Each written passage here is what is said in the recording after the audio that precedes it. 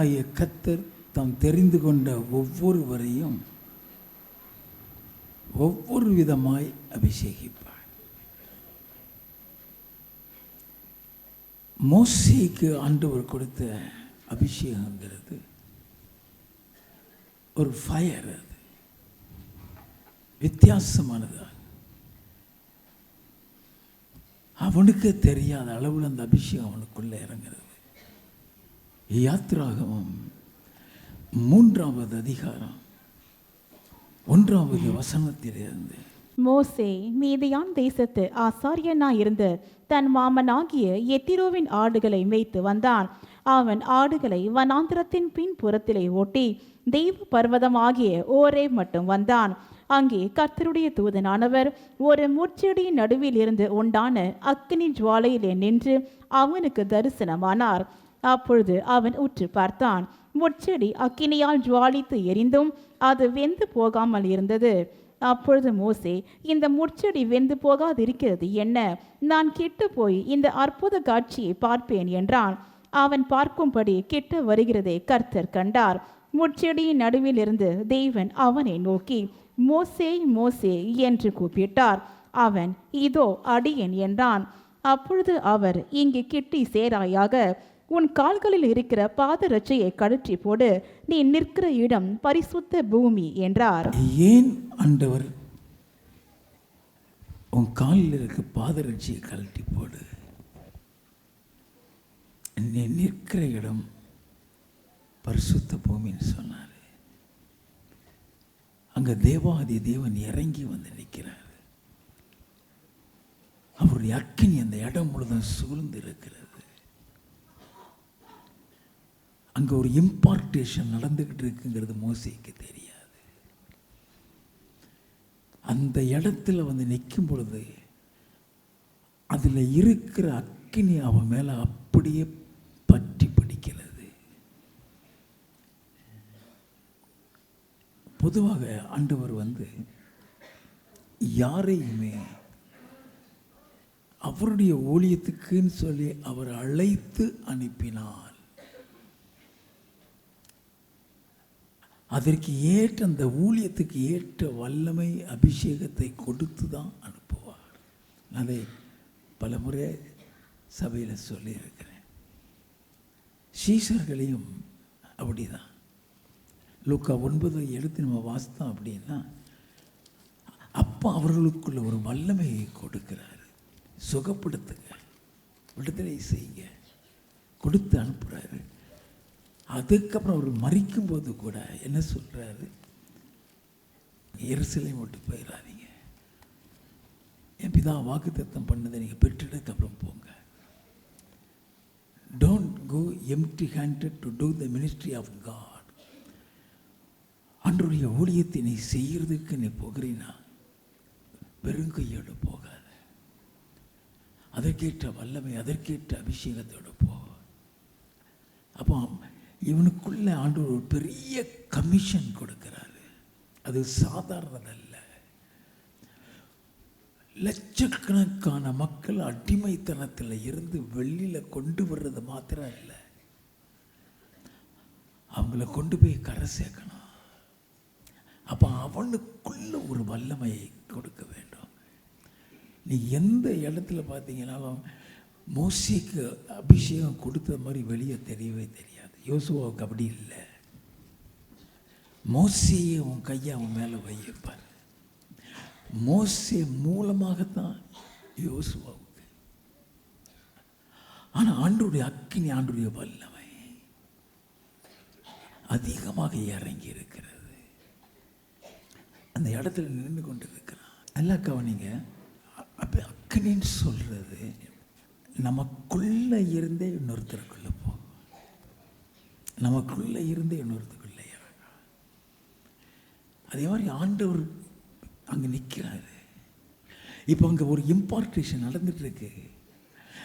மோசேக்குள்ள ஒரு வல்லமை, பயங்கரமான ஒரு அக்கினி இறங்கிக்கிட்டு இருக்குது. அவனுக்கு அது தெரியாது. ஆண்டவரே என்னை நம்ப மாட்டாங்க, ஆண்டவரே கர்த்தரோட பேசலன்னு சொல்லுவாங்க, ஆண்டவரேங்கிறாங்க. இவன் அங்கே நிற்கிறானே, அந்த அந்த அக்கினி பற்றி எரியிற இடத்துல அது பக்கத்தில் போகிறான். கிட்டி சேராத, ரொம்ப வந்துட்டாங்க. அப்போ ஒரு ஏன் ஆண்டவர் முச்செடியில் தோன்றி அவன்கிட்ட பேசுகிறாரு. இந்த அக்கினியை அவன் பெற்றாதான் மலையில் அக்கினியில் அவர் கூட நிற்க முடியும். யாத்திராகமம் 19வது அதிகாரம் 18வது 19வது வசனத்தை வாசிப்போம். கர்த்தர் சீனாய் மலையின் மேல் அக்கினியில் இறங்கினபடியால், அக்கினியில இறங்கி இருக்கிறாரு. அக்கினியில் இறங்கினபடியால் அது முழுவதும் புகை காடாயிருந்தது. அந்த புகை சூளையின் புகை போல எழும்பிற்று. மலை முழுவதும் மிகவும் அதிர்ந்தது. எக்கால சத்தம் வர வர மிகவும் பலமாய் துணித்தது. மோசே பேசினான். தேவன் அவனுக்கு வாக்கினால் மறுமொழி கொடுத்தார். கர்த்தர் சீனாய் மலையில் உள்ள கொடுமுடியில் இறங்கின போது, கொடுமுடியில் இறங்கின பொழுது கர்த்தர் மோசையை மலையின் கொடுமுடியிலே வரவழைத்தார். எங்க வர சொல்றாரு? அங்க அவர் பக்கத்துல மேல இந்த அக்கினி இல்லை, நாங்க போக முடியாது. நல்லா கவனிச்சுக்கிறேன். யோசுவா கூட மேலே போனது கிடையாது. யோசுவா கூட போனது கிடையாது. இவனுக்குள்ள ஒரு வித்தியாசமான அபிஷேகத்தை கொடுத்து வச்சிருந்தாரு. இது சாதாரண அபிஷேகம் அல்ல, ஒரு வித்தியாசமான அபிஷேகம். அது அக்கினி பற்றி பிடித்து கொண்டிருக்கிறது. அப்போ ஆண்டவர் அனுப்பின அவன் நம்பலன்னு சொன்ன உடனே இவனுக்குள்ள அந்த வல்லமை, அந்த அக்கினி இருக்குதுங்கிறது தெரியறதுக்கு தான் யாத்திராகமம் 4வது அதிகாரத்தை நீங்கள் வாசித்தீங்கன்னா, அவன் கையில் இருக்குது என்ன கோல், கீழே போடும் பாரு, பாம்பாயிரம்.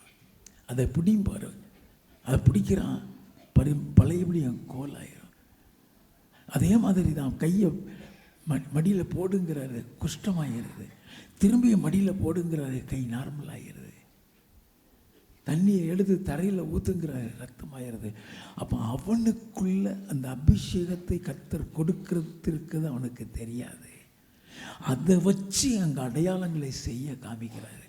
அவனுக்குள்ள எவ்வளவு பெரிய அபிஷேகம் இருந்தால் கடல் பிளக்கும். யாத்திராகமம் 14வது அதிகாரம் 21வது வசனம்.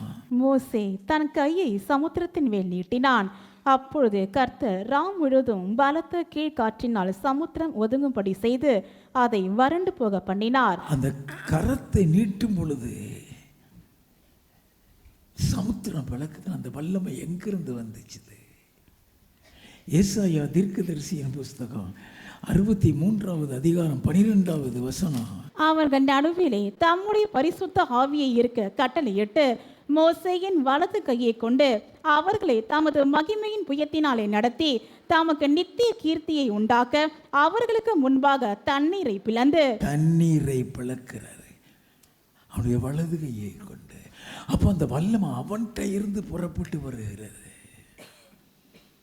அந்த வல்லமை அவன்கிட்ட இருந்து புறப்பட்டு வருகிறது. ஆண்டவர் நமக்கு வாக்குத்தத்தம் கொடுத்திருக்கிறாரு. நல்லா கவனித்துக் கொள்ள வேண்டும். அப்போ மோசேக்கு கொடுத்த அபிஷேகம் ஒரு வித்தியாசமானது. அதே நேரத்தில் ஆண்டவர் அவனுக்காக ஒரு சிலரை நியமிக்க சொல்றாரு. அவங்க மேல ஒரு வித்தியாசமான அபிஷேகம் இறங்குது. என் நாகமம் 11வது அதிகாரம் 16, 17 வசனத்தை வாசிப்போம். அப்பொழுது கர்த்தர் மோசேயை நோக்கி, இஸ்ரவேல் ஜனங்களுக்கு மூப்பரும் தலைவருமானவர்கள் இன்னார் என்று நீ அறிந்திருக்கிறாயே. அந்த மூப்பரில் 70 பேரை கூட்டி அவர்களை ஆசரிப்பு கூடாரத்தின் இடத்தில் அங்கி உன்னோடி கூட வந்து நிற்கும்படி செய். அப்பொழுது நான் இறங்கி வந்து அங்கே உன்னோடி பேசி, நீ ஒருவன் மாத்திரம் ஜனங்களின் பாரத்தை சுமக்காமல் உன்னோடி கூட அவர்களும் அதை சுமப்பதற்காக உன் மேல் இருக்கிற ஆவி அவர்கள் மேலும் வைப்பேன். என்னது? ஓம் மீது இருக்கிற அதே அபிஷேகம் அவங்க மேலேயும் கொடுப்பேன். அல்லேலூயா. அந்த அபிஷேகம் அங்கே இறங்குது. நல்லா கவனித்துக் கொள்ள வேண்டும். 25வது வசனம். கர்த்தர் மேகத்தில் இறங்கி அவனோடி பேசி அவன் மேலிருந்த ஆவியை மூப்பராகிய அந்த 70 பேர் மேலும் வைத்தார். அந்த ஆவி அவர்கள் மேல் வந்து தங்கின மாத்திரத்தில் தீர்க்க தரிசனம் சொன்னார்கள். 70 பேர் மேலேயும் அந்த இம்பார்ட்டேஷன். அது ஒருத்தன்ட்ட இருக்கிற அபிஷேகத்தை இன்னொருத்தருக்கு கொடுத்தாராம், அது பேர் இம்பார்ட்டேஷன்.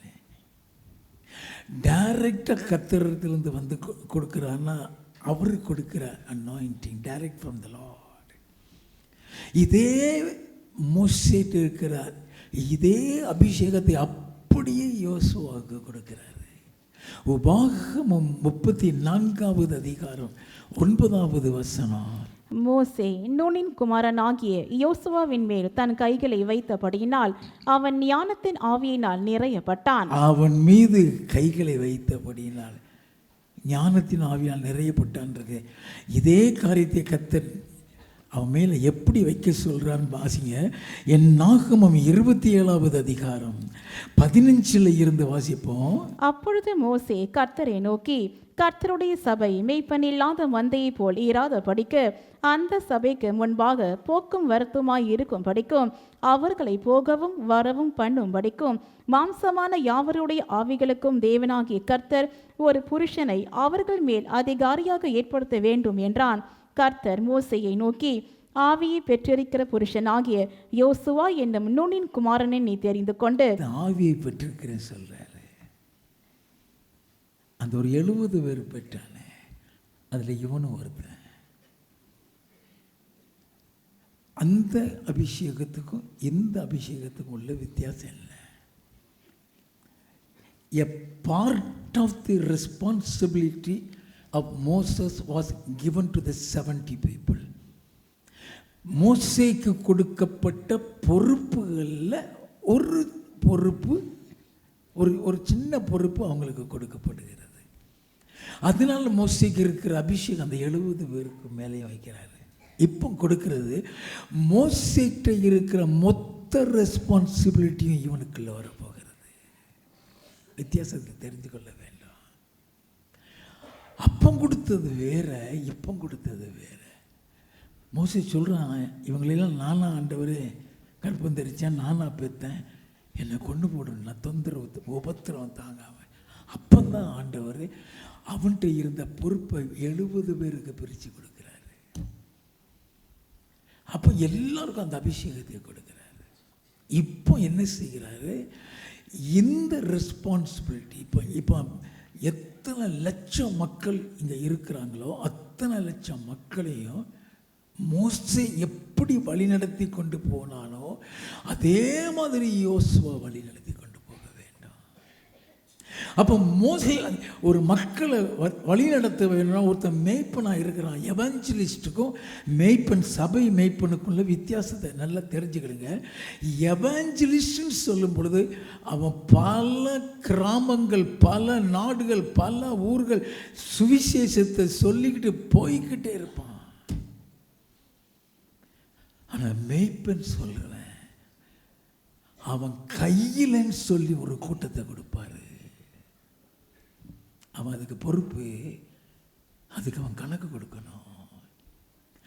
அப்போ அந்த கையில் கொடுக்கிற ஆடுகளை கண்டிக்கிற நேரத்தில் கண்டிக்கணும், அரவணைக்கிற நேரத்தில் அரவணைக்கணும், அன்பு செலுத்துகிற நேரத்தில் அன்பு செலுத்தணும், போதிக்கிற நேரத்தில் போதிக்கணும். பிரச்சனைகள் அவர்களுக்குள் வரும் பொழுது அதை தீர்த்து வைக்கக்கூடிய ஞானம் இருக்கணும். மெய்ப்பெண்கிறது ஒரு சாதாரணமான ஊழியம் அல்ல, ஒரு கடினமான ஊழியத்தை அவனுக்குள்ள கொடுக்கிறாரு. அப்போ மோசேக்குள்ள இருக்கிற அந்த ஞானம் அப்படியே அவனுக்குள்ள வர வேண்டும். வாசிமாத தொடர்ந்து, அவன் மேல் உன் கையை வைத்து, உன் கையை வைத்து அவனை ஆசாரியனாகிய எலியாசாருக்கும் சபை அனைத்திற்கும் முன்பாக நிறுத்தி அவர்கள் கண்களுக்கு முன்பாக அவனுக்கு கட்டளை கொடுத்து இஸ்ரவேலின் புத்திரராகிய சபையார் எல்லாரும் அவனுக்கு கீழ்ப்படியும்படிக்கு உன் கனத்தில் கொஞ்சம் அவனுக்கு கொடு. உன் கனத்துல கொஞ்சம் அவனுக்கு கொடு. The mighty anointing, the mighty anointing. இதைத்தான் அப்படியே கொடுக்குறான். அவங்க உனக்கு கீழ்ப்படியணும். இந்த அபிஷேகம் இல்லைன்னா ஆடு உங்களுக்கு கீழ்ப்படியாது. நல்லா கவனிங்க. ஒரு மேய்ப்பனை கண்டு எவனும் பயப்பட மாட்டான். அவனுக்குள்ள இருக்கிற அபிஷேகத்தை கண்டுதான் அந்த ஆடுகள் கீழ்ப்படிந்து இருக்கும். ஐயா, இட்ஸ் என்டையர்லி டிஃபரண்ட் அனாயிண்டிங். உபாகமம் 34:9. மோசே நூனின் குமாரனாகிய யோசுவாவின் மேல் தன் கைகளை வைத்தபடியினால் அவன் ஞானத்தின் ஆவியினால் நிறையப்பட்டான். இஸ்ரவேல் புத்திரர் அவனுக்கு கீழ்ப்படிந்து கர்த்தர் மோசேக்கு கட்டளையிட்டபடியே செய்தார்கள். எப்படி மோசேக்கு கீழ்ப்படிஞ்சாங்களோ அதே மாதிரி யோசுவாவுக்கு கீழ்ப்படுகிறாங்க. இப்படி கையை மேலே வைக்கிறதுக்கு பேர் இம்பார்ட்டேஷன் சொல்றது. அந்த இம்பார்ட்டேஷன் அவங்களுக்குள்ள அப்படியே இருக்கும். அப்போ பவுல் கை வைப்பான். அவன் கை வைக்கும்போது 12 பேர் எபேசு சபையை சேர்ந்தவங்க தான். அவ்வளவு பேருக்குள்ளேயும் அபிஷேகம் இறங்கும். நாங்கள் அபிஷேகத்தையே பெற்றதில்லைன்னு சொல்லுவாங்க. அவங்களுக்கு இருக்கிற வல்லமை அங்கே வரும். ஒவ்வொருத்தருக்கும் ஆண்டவர் இப்போ மோசேக்கு கொடுத்ததை பார்த்தோம். அங்கே ஆண்டவர் தாவீதுக்கு வித்தியாசமாய் கொடுக்கிறாரு. 1 சாமுவேலின் புஸ்தகம் 16வது அதிகாரம் 1வது வசனமும் 3வது வசனத்தின் கடைசி பகுதியும். கர்த்தர் சாமுவேலை நோக்கி, இஸ்ரவேலின் மேல் ராஜாவா இராதபடிக்கு நான் புறக்கணித்து தள்ளின சவுலுக்காக நீ எந்த மட்டும் துக்கித்துக் கொண்டிருப்பாய்? நீ உன் கொம்பை தைலத்தால் நிரப்பி கொண்டு வா. உன் கொம்பை தைலத்தால் நிரப்பி கொண்டு வா. பெத்லகேமியனாகிய ஈசாயின் இடத்துக்கு உன்னை அனுப்புவேன். அவன் குமாரரில் ஒருவனை நான் ராஜாவாக தெரிந்து கொண்டேன் என்றார். நான் உனக்கு சொல்லுகிறவனை எனக்காக அபிஷேகம் பண்ணுவாயாக என்றார். எனக்காக அபிஷேகம் பண்ணு. நல்ல கவனிங்க. ஆண்டவர் சொல், நான் உனக்கு சொல்லுகிறவனை எனக்காக தைல கொம்பை கொண்டு வா, நிரப்பி கொண்டு வாங்கிறாரு. 12வது 13வது வசனங்கள். ஆள் அனுப்பி அவனை அழைப்பித்தான். அவன் சிவந்த மேனியும் அழகிய கண்களும் நல்ல ரூபமும் உள்ளவனாயிருந்தான். அப்பொழுது கர்த்தர், இவன்தான், நீ எழுந்து இவனை அபிஷேகம் பண்ணு என்றார். நீ எழுந்து இவனை அபிஷேகம், இவனே தான். வாசிப்போம். அப்பொழுது சாமுவேல் தைல கொம்பை எடுத்து அவனை அவன் சகோதரன் நடுவிலே அபிஷேகம் பண்ணினான். அவன் சகோதரனை நடுவிலே அபிஷேகம் பண்ணுகிறான். வாசிப்போம். அந்நாள் முதற்கொண்டு கர்த்தருடைய ஆவியானவர் தாவீதின் மேல் வந்து இறங்கி இருந்தார். எப்பொழுதுமே அபிஷேகம் சொல்லும் பொழுது தேவனுடைய ஆவி நம் மீது வந்து இறங்குற அனுபவம் தான் அபிஷேகம். அவர் நமக்குள்ள வருவார், நம்மை சுற்றிலும் இருப்பார், நம்மளை அவரோடு கூட இணைத்து வைத்திருப்பார். It is a treasure. இவன் தாவீதுக்கு ஆண்டவர் கொடுத்த இது தைலத்தினால் கொடுக்கக்கூடிய ஒரு அபிஷேகம். இதை தாவீது எண்ணெய் அபிஷேகம் சொல்றான். புது எண்ணெயால் என்னை அபிஷேகம் பண்ணுவார். சங்கீத புஸ்தகம் 23வது சங்கீதம் 5வது வசனம். என் சத்துருக்களுக்கு முன்பாக நீர் எனக்கு ஒரு பந்தியை ஆயத்தப்படுத்தி என் தலையை எண்ணெயால் அபிஷேகம் பண்ணுகிறீர். எண்ணெயால் அபிஷேகம். இது எண்ணெய் அபிஷேகம். நீங்க இந்த எண்ணெய் அபிஷேகம் சொல்றது பழைய ஏற்பாட்டோட முடிஞ்சிருச்சுதுன்னு நினைக்காதீங்க. அது அநேகர் நீங்க பெற்றிருக்க முடியும். சில நேரத்தில் இந்த அபிஷேகம் அழகு ரோஜா பூ மாதிரி ஒரு அழகு வாசம் அடிக்கும், ஃப்ளவர் வாசம் அடிக்கும், எ குட் ஓடர், நல்லா இருக்கும். அது it is a different smell. அந்த அனுபவம், ஒவ்வொரு அனுபவங்கள் இந்த அபிஷேகத்தில் உண்டு. இப்போ அவனை எண்ணெயால் அபிஷேகம் பண்ணுறேன்னு சொல்லுவான். இதே எண்ணெயை புது எண்ணெயால் அபிஷேகம் பண்ணுறேன்னு சொல்லுவான். சங்கீத புஸ்தகம் 92வது சங்கீதம் 10வது வசனம். என் கொம்பை காண்டாமிருகத்தின் கொம்பை போல உயர்த்துவீர், புது எண்ணெயால் அபிஷேகம் பண்ணப்படுகிறேன். புது எண்ணெயால் அபிஷேகம் பண்ணப்படுகிறேன். ஒவ்வொரு நாளும் நியூ அனாயிண்டிங். நல்லா கவனிச்சுக்கணும். இந்த அபிஷேகம் நான் நைட்டில் எழுப்பி விட்டுரும், தூங்க விடாது. நைட்டில் எழுப்பி விட்டுரும். இந்த அபிஷேகம் உன்னை வேதத்தை வாசிக்காம விடாது. நம்ம நல்லா கவனித்துக் கொள்ள வேண்டும். அப்போ ஆண்டவர் அவனுக்கு ஒரு புது எண்ணெயால் அபிஷேகம் பண்ணப்படுகிறேங்கிறான். ஒவ்வொரு நாள் புது என்ன, நம்ம வருஷத்துக்கு ஒரு நாள் புது அனாயிண்டிங் சொல்கிறோம். எங்கள் சபையில் எவ்ரி சண்டே ஈவினிங் புது அபிஷேகம் தான். நீ ஒவ்வொரு முறையும் நீ இந்த அபிஷேகத்தை பெறும் பொழுது உனக்குள்ளேயே ஒரு மாற்றம், உனக்குள்ளேயே ஒரு வித்தியாசம் தெரிய ஆரம்பிக்கும். போகட்டும். அடுத்தபடியாக ஆண்டவர் அபிஷேகிக்கிற முறையை தெரிஞ்ச 1 ராஜாக்களின் புஸ்தகம் 19வது அதிகாரம் 15-16. அப்பொழுது கர்த்தர் அவனை பார்த்து, நீ தமஸ்குவின் வழியாய் வனாந்திரத்திற்கு திரும்பி போய் ஆசகேலை சீரியாவின் மேல் ராஜாவாக அபிஷேகம் பண்ணி, பின்பு நிம்சியின் குமாரனாகிய யெகூவை இஸ்ரவேலின் மேல் ராஜாவாக அபிஷேகம் பண்ணி, ஆபேல் மெகோலா ஊரானான சாப்பாத்தின் குமாரனாகிய எலிசாவை உன் ஸ்தானத்திலே தீர்க்கதரிசியாக அபிஷேகம் பண்ணு. நல்ல கவனிங்க, எலிசாவை உன் ஸ்தானத்தில் தீர்க்கதரிசியாய் அபிஷேகம் பண்ண. அப்படின்னா எலியாவுக்குள்ள இருக்க அத்தனை தீர்க்க தரிசனமும் அவனுக்குள்ள வர வேண்டாம். அப்போ எலியா எலிசாவை எப்படி அபிஷேகிக்கிறான்? 19வது வசனம். அப்படியே அவன் அவ்விடம் விட்டு புறப்பட்டு போய் 12 ஏற்பூட்டி உழுத சாப்பாத்தின் குமாரனாகிய எலிசாவை கண்டான்.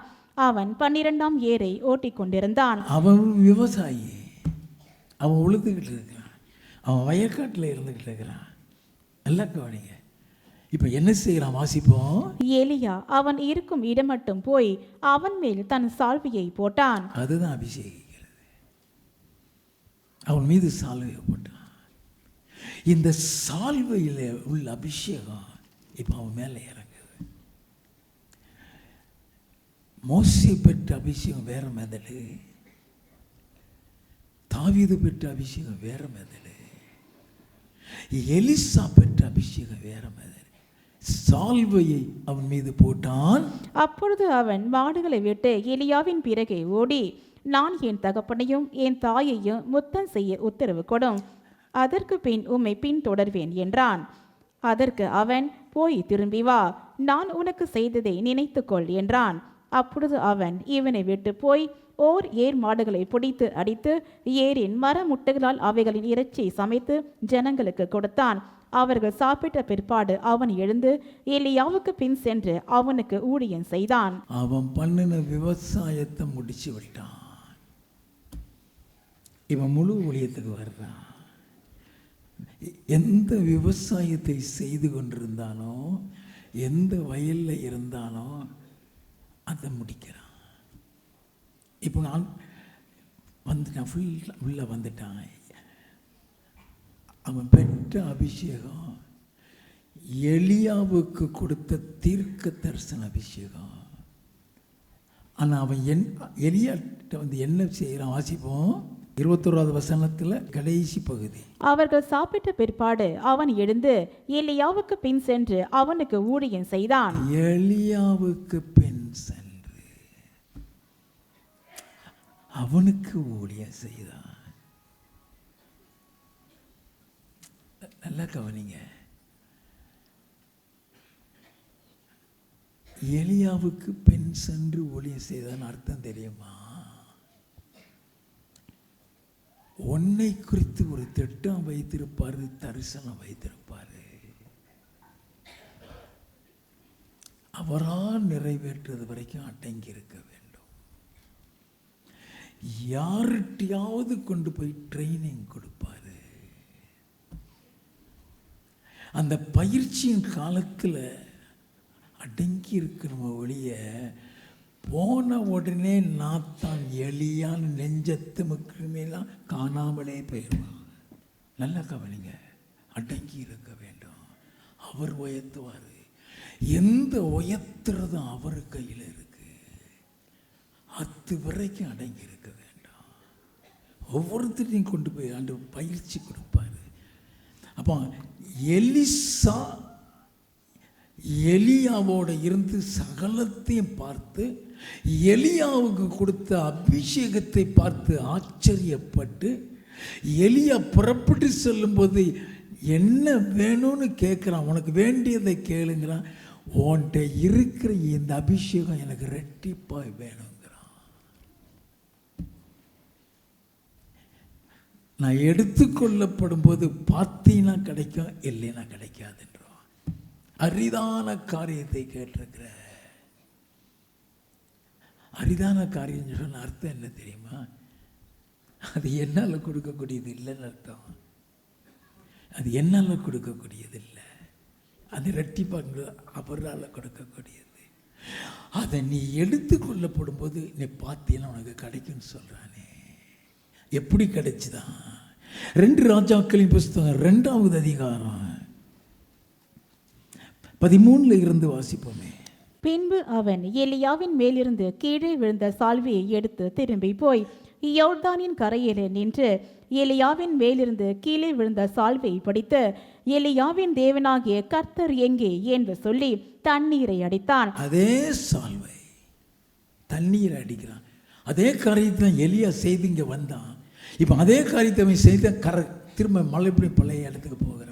வாசிப்போம். தண்ணீரை அடித்த உடனே அது 2 பக்கமாக பிரிந்ததினால் எலிசா இக்கரைப்பட்டான். எரிகோவில் பார்த்து கொண்டு நின்ற தீர்க்கதரிசிகளின் புத்திரர் அவனை கண்ட உடனே எலியாவின் ஆவி எலிசாவின் மேல் இறங்கி இருக்கிறது என்று சொல்லி, எலியாவின் ஆவி எலிசாவின் மேல் சால்வை மூலமாக, அது சால்வை மூலமாக.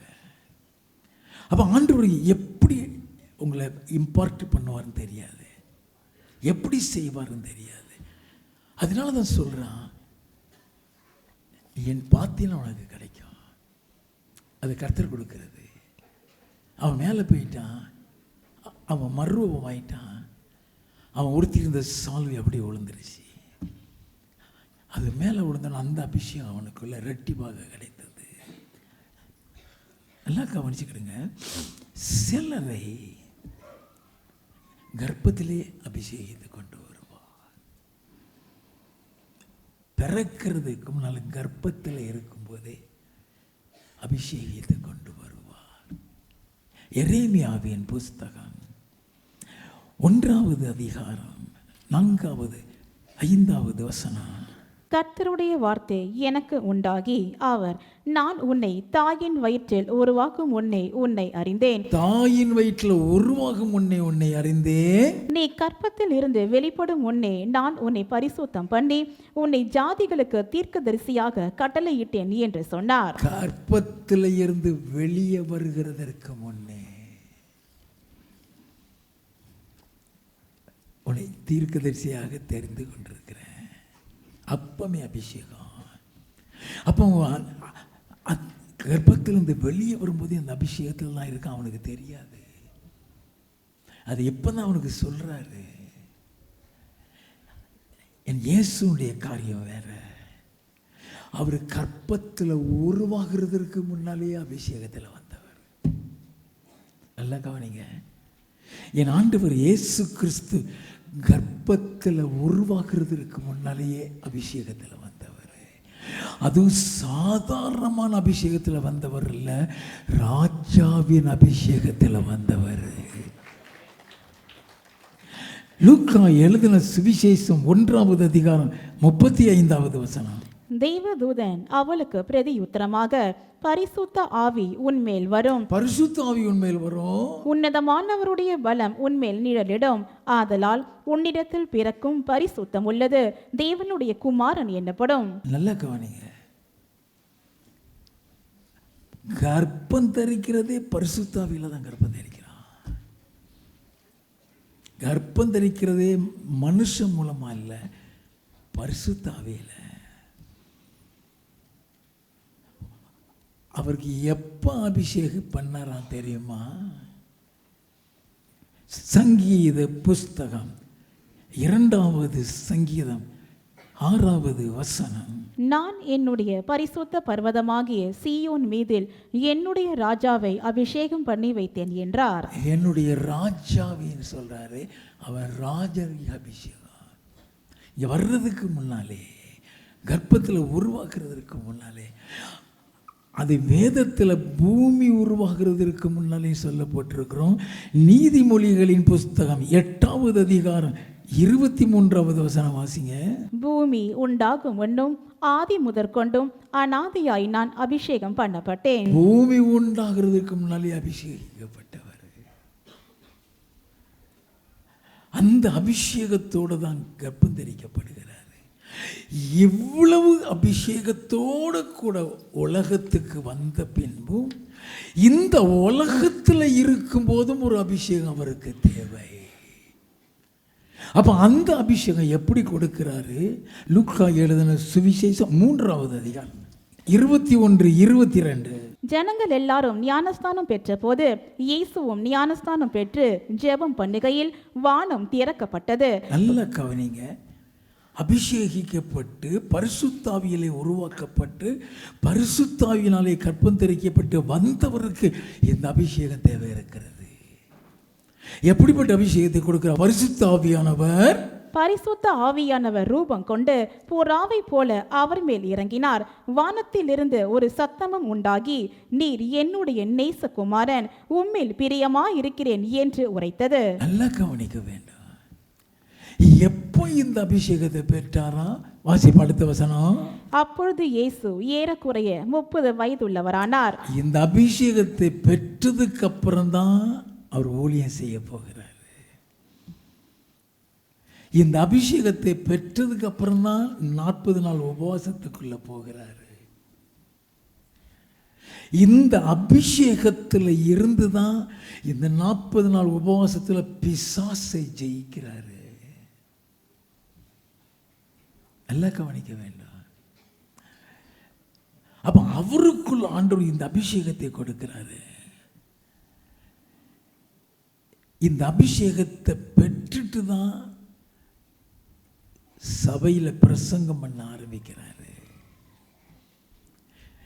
இந்த அபிஷேகத்தை பெற்றதுக்கு அப்புறம் தான் லூக்கா 4வது அதிகாரம் 33 இருந்து 36 வரைக்கும் வாசித்தீங்கன்னா பிசாசை விரட்டுகிறாரு. இப்போ நல்லா தெரிந்து கொள்ள வேண்டும், அபிஷேகம் எவ்வளவு முக்கியம். இப்போ பழைய ஏற்பாட்டினுடைய பலதரப்பட்ட அபிஷேகத்தை பார்த்துட்டோம். இப்போ புதிய ஏற்பாட்டின் அபிஷேகத்துக்குள்ள போகிறோம். லூக்கா எழுதின சுவிசேஷம் 24வது அதிகாரம் 49வது வசனம். என் பிதா வாக்குத்தத்தம் பண்ணினதை இதோ நான் உங்களுக்கு அனுப்புகிறேன்.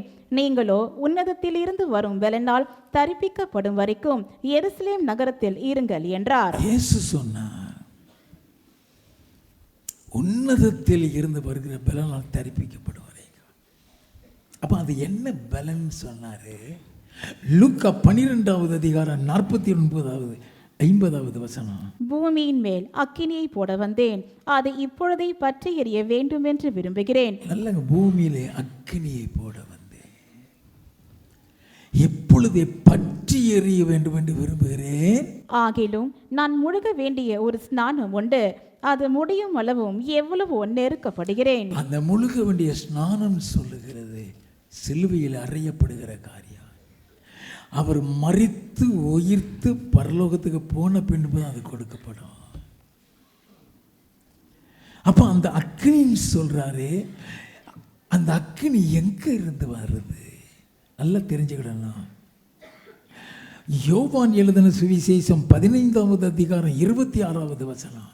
பிதாவின் இடத்திலிருந்து நான் உங்களுக்கு அனுப்ப போகிறவரும் பிதாவின் இடத்திலிருந்து புறப்படுகிறவருமாகிய சத்திய ஆவியான தேற்றரவாளன் வரும்போது, பிதாவின் இடத்தில் இருந்து புறப்படுகிறவர் அப்படின்னா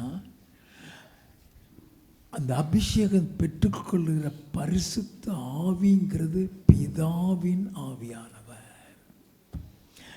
மனுஷகுமாரனுக்கு விரோதமா பேசினா மன்னிக்கப்படும், ஆவியானவருக்கு விரோதமா பேசினா மன்னிக்கப்படாதுன்னு சொன்னாரே, அது பிதாவினுடைய ஆவியானவர். நல்லா தெரிந்து கொள்ள வேண்டும். இயேசு கிறிஸ்து மூலமாகத்தான் அது கொடுக்கப்படுகிறது. தீத்துவின் புஸ்தகம் 3வது அதிகாரம் 5வது வசனம்.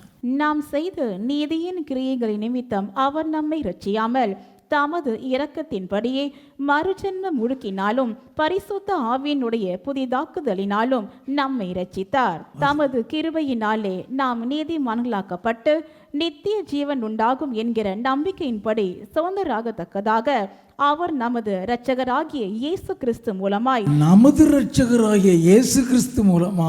அந்த பரிசுத்த ஆவியை நம்மேல் சம்பூரணமாய் பொழிந்தருளினார். அந்த பிதாவினிடத்திலிருந்து புறப்பட்டு வருகிறவர் இயேசு கிறிஸ்து மூலமாகத்தான் நமக்கு கொடுக்கப்படுகிறார். அதைத்தான் அப்போஸ்தலர் 2வது அதிகாரத்தில் 33வது வசனத்தில் அதே தான் எழுதப்பட்டிருக்கிறது. அவர் தேவனுடைய வலது கரத்தினாலே உயர்த்தப்பட்டு பிதா அருளிய வாக்குத்தத்தத்தின்படி பரிசுத்த ஆவியை பெற்று நீங்கள் இப்பொழுது காண்கிறதும் கேட்கிறதும் ஆகிய இதை பொழிந்தருளினார். அல்லேலூயா. பூமியின் மேல் அக்கினியை போட வந்தேனாரு. அந்த அக்கினின்னு சொல்றது பிதா, குமாரன், பரிசுத்த ஆவி 3 பேரும் இணைந்து நம்ம இது இறங்கக்கூடியது. எல்லாம் கவனிங்க.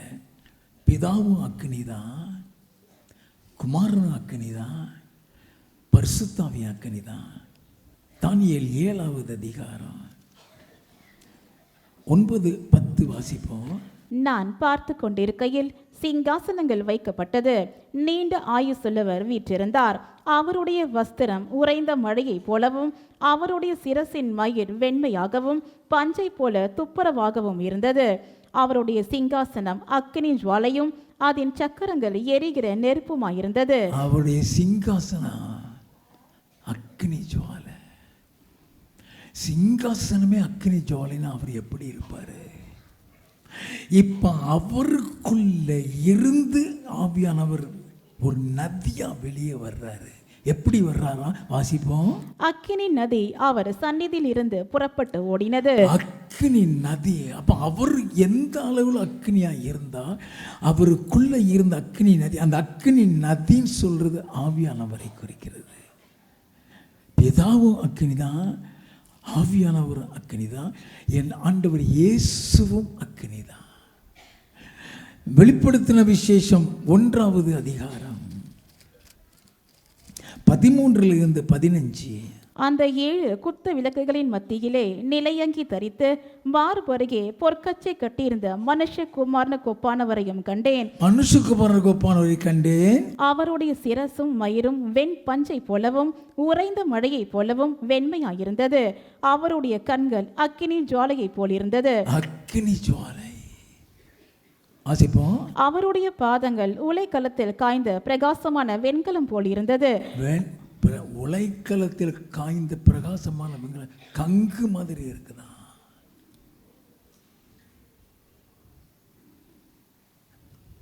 பதினாறாவது வசனத்தின் பிற்பகுதி. அவருடைய முகம் வல்லமையாய் பிரகாசிக்கிற சூரியனை போல் இருந்தது. அவரே குமாரனும் அக்கினிதான். எஸ்ஐயா 10வது அதிகாரம் 17-18. இஸ்ரவேலின் ஒளியானவர் அக்கினியும் அதன் பரிசுத்தர் அக்கினி ஜுவாலையுமாகி. இயேசுவை குறிக்கிறது. இஸ்ரவேலின் ஒளியானவங்கிறது இயேசு. அக்கினியும் அதன் பரிசுத்தன் சொல்றது பரிசுத்த ஆவியானவரை குறிக்கிறது. அக்கினி ஜுவாலையுமாயி ஒரே நாளிலே அவனுடைய முட்செடிகளையும் நெருஞ்சல்களையும் தகித்து பட்சித்து. அப்ப அந்த அக்கினி உனக்குள்ள இருந்ததுன்னா பிசாசுடைய கிரிகளை எல்லாம் பட்சித்து விடும் அர்த்தம். நல்லா கவனித்துக் கொள்ள வேண்டும். பரிசுத்த ஆவியானவரை குறித்து சொல்லப்பட்டிருக்கிறது. எசேக்கியேல் தீர்க்கதரிசியின் புஸ்தகம் 8வது அதிகாரம் 2வது 3வது வசனம். அப்பொழுது இதோ அக்கினி சாயலாய் தோன்றுகிற ஒருவரை கண்டேன். அவருடைய இடுப்புக்கு கீழெல்லாம் அக்கினியும் அவருடைய இடுப்புக்கு மேலெல்லாம் சொகுசாவை போல் பிரகாசிக்கிற சாயலுமாயிருந்தது. கை போல் தோன்றினதை அவர் நீட்டி என் தலைமயிரை பிடித்து என்னை தூக்கினார். ஆவியானவர் என்னை பூமிக்கும் வானத்துக்கும் நடுவே கொண்டு போய். ஆவியானவர் அவரும் அக்கினிதான். அப்ப நம்ம மேல இறங்குறது எல்லாமே அக்கினிதான். அது பிதாவின் அக்கினி, குமாரன் அக்கினி, பரிசுத்தாவின் அக்கினி. நம்ம மீது ஒரு அக்கினி இறங்குது. இந்த அக்கினியை வைத்து நம்மளை பரிசுத்தப்படுத்துகிறார். பழைய ஏற்பாட்டில் அந்த பரிசுத்தப்படுத்துறது உண்டு, புதிய ஏற்பாட்டில் உண்டு. ஏசாயா தீர்க்கதரிசியின் புஸ்தகம் 4வது அதிகாரம் 3வது 4வது வசனம். அப்பொழுது ஆண்டவர் சீயோன் குமாரத்திகளின் அழுக்கை கழுவி நியாயத்தின் ஆவியினாலும் சுட்டெரிப்பின் ஆவியினாலும் எருசலேமின் இரத்த பழிகளை அதன் நடுவிலிருந்து நீக்கிவிடும் போது சீயோனில் மீதியாயிருந்து எருசலேமில் தரித்திருந்து ஜீவனுக்கென்று பேரெழுதப்பட்டவன் எவனும் பரிசுத்தன் என்று சொல்லப்படுவான். அந்த அக்கினியில நீ சுத்திகரிக்கப்பட்டு விடுவாய். உன் மாமிச சுபாவங்கள் அழிஞ்சிடும். அந்த அக்கினி உன்னை பரிசுத்தமாக்கிறான். ஏசாயாவுடைய நாவை பரிசுத்தப்படுத்திச்சு. ஏசாயா தீர்க்கதரிசி புஸ்தகம் 6வது அதிகாரம் 5 வாசிப்போம். அப்பொழுது நான் ஐயோ அதமானேன், நான் அசுத்த உதடுகளுள்ள மனுஷன், அசுத்த உதடுகளுள்ள ஜனங்களின் நடுவில் வாசமாய் இருக்கிறவன், சேனைகளின் கர்த்தராகிய ராஜாவை என் கண்கள் கண்டதே என்றேன். அப்பொழுது சேராபீன்களில் ஒருவன் பலிபீடத்தில் இருந்து தன் கையிலே பிடித்த குறட்டால் ஒரு நெருப்பு தழலை எடுத்து என்னிடத்தில் பறந்து வந்து அதனால் என் வாயை தொட்டு, இதோ இது உன் உதடுகளை தொட்டதினால் உன் அக்கிரமம் நீங்கி உன் பாவம் நிவர்த்தியானது என்றான். அக்கினியினால் பரிசுத்தமாக்கப்படுகிறது. புதிய ஏற்பாட்டிலையும் அக்கினி தான். அவருடைய ஆவியினால் தூய்மைப்படுத்துகிறாரு. 1 கொரிந்தியரின் புஸ்தகம் 6வது அதிகாரம் 11வது வசனம். உங்களில் சிலர் இப்படிப்பட்டவர்களாயிருந்தீர்கள். ஆயினும் கர்த்தராகிய இயேசுவின் நாமத்தினாலும் நமது தேவனுடைய ஆவியினாலும் கழுவப்பட்டீர்கள், பரிசுத்தமாக்கப்பட்டீர்கள், நீதிமான்களாக்கப்பட்டீர்கள். நல்லா கவனிக்க வேண்டும். தேவனுடைய ஆவியினாலும் உன்னை பரிசுத்தப்படுத்திடுவார். இப்போ வாஸ்தமே ஏசாயா 10வது அதிகாரம் 17-18 வாசிக்கும் பொழுது அந்த வசனத்தின்படி சத்துருடைய கிரியைகள் அழித்து போட்டு விடுவார். சங்கீத புஸ்தகம் 97வது சங்கீதம் 3வது வசனம். அக்கினி அவருக்கு முன் சென்று சுற்றிலும் இருக்கிற அவருடைய சத்துருக்களை சுட்டெரிக்கிறது. சத்துருக்களை சுட்டெரிக்கிறது. புதிய ஏற்பாட்டில் இந்த புதிய அபிஷேகம் பெந்தேகோஸ்தே நாளில் இறங்குறது. அதுதான் இயேசு சொன்னார், காத்திருங்க உன்னதத்திலிருந்து பலன் வரும் வரைக்கும். அப்போஸ்தலர் 2வது அதிகாரத்தில் 2வது வசனத்தை வாசித்தோம்னா 2:3 அக்கினிமயமான நாவுகள் ஒவ்வொருவருக்கும் காணப்பட்டு ஒவ்வொருவர் மீது வந்து இறங்கிறது. அத்தனை பேரையும் அது தலைகீழ மாற்றி ஒரு பெரிய எழுப்புதலை கொண்டு வந்து அப்போஸ்தலர் 2:41 3000 பேர் ரட்சிக்கப்படுறான். அந்த அக்கினி தேசத்தில் இறங்கினதுக்கு அப்புறம் அப்போஸ்தலர் 4:4 5000 பேர் ரட்சிக்கப்படுகிறான். அப்போஸ்தலர் 5:13, 14, 15 வாசித்தீங்கன்னா பேதுருடைய நிழல்ல அற்புதங்கள் நடக்கிறது.